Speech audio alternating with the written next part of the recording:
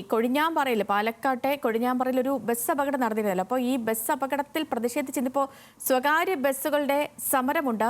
ഈ അപകടത്തിൽ ഉടമകളാരും ഇടപെട്ടില്ല എന്ന് ആരോപിച്ചിട്ടാണ് സമരം നടക്കുന്നത്. കൊഴിഞ്ഞാമ്പാറ പാലക്കാട് റോഡിന്റെ ശോചനീയ അവസ്ഥ പരിഹരിക്കണമെന്നും ജീവനക്കാർ ആവശ്യപ്പെടുന്നുണ്ട്. പ്രസാദ് ഉടുമ്പശ്ശേരിയുണ്ട്. Prasad, good morning. ഇന്നലെ വലിയൊരു അപകടമായിരുന്നു, ഒരുപാട് പേർക്ക് പരിക്ക് പറ്റിയ അപകടം. പക്ഷേ വലിയ മറ്റ് ആപത്തുകളൊന്നും ഉണ്ടായില്ല എന്നുള്ളത് വലിയ ആശ്വാസകരവുമായിരുന്നു. ഈ സമരം പെട്ടെന്ന് പ്രഖ്യാപിച്ചതാണോ? ആളുകളെ വലയ്ക്കുന്നുണ്ടോ?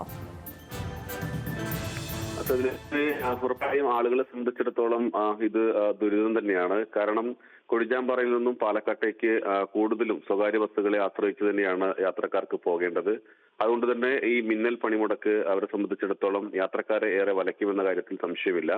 പക്ഷേ സ്വകാര്യ ബസ് ജീവനക്കാർ പറയുന്നത് ഇന്നലെ ഉണ്ടായ അപകടത്തിൽ അതിൽ പ്രധാനപ്പെട്ട കാരണം റോഡിന്റെ ശോചനീയാവസ്ഥയായിരുന്നു. ഈ റോഡിലെ കുഴി മറികടന്ന് അതിനെ ഒഴിവാക്കി വെട്ടിച്ച് ബസ് മുന്നോട്ട് പോകുന്ന സമയത്താണ് ഈ അപകടം ഉണ്ടായത് എന്നുള്ളതാണ് ജീവനക്കാർ പറയുന്നത്. ഏറെ നാളായി ഇവിടുത്തെ ആവശ്യമാണ് പാലക്കാട് നിന്ന് കൊഴിഞ്ഞാമ്പാറയിലേക്കുള്ള പാതയിൽ ഇരട്ടക്കുളം മുതൽ കൊഴിഞ്ഞാമ്പാറ വരെ പലയിടങ്ങളിലും റോഡിൽ കുഴിയാണ്. അത് പരിഹരിക്കണം എന്നത് നാട്ടുകാരുടെയും അതോടൊപ്പം തന്നെ ഇത്തരത്തിൽ വാഹനം ഓടിക്കുന്ന ആളുകളുടെയും എല്ലാം തന്നെ ആവശ്യമായിരുന്നു. പക്ഷെ നടപടികളൊന്നും ഉണ്ടാകുന്നില്ല എന്നുള്ളതാണ് ഇവർ പറയുന്നത്. അതുകൊണ്ട് തന്നെ ആ ശോചനീയാവസ്ഥ പരിഹരിക്കുക എന്നുള്ളതാണ് ഈ സമരത്തിന്റെ പ്രധാനപ്പെട്ട ആവശ്യങ്ങളിൽ ഒന്ന്.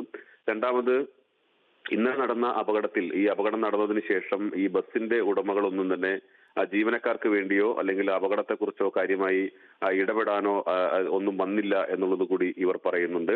അങ്ങനെ ഈ രണ്ട് കാര്യങ്ങൾ ചൂണ്ടിക്കാട്ടിയാണ് ഇപ്പോൾ സ്വകാര്യ ബസ്സിലെ ജീവനക്കാർ അവിടെ പണിമുടക്ക് നടത്തുന്നത്. ഓക്കെ, ശരി ശരി പ്രസാദ്.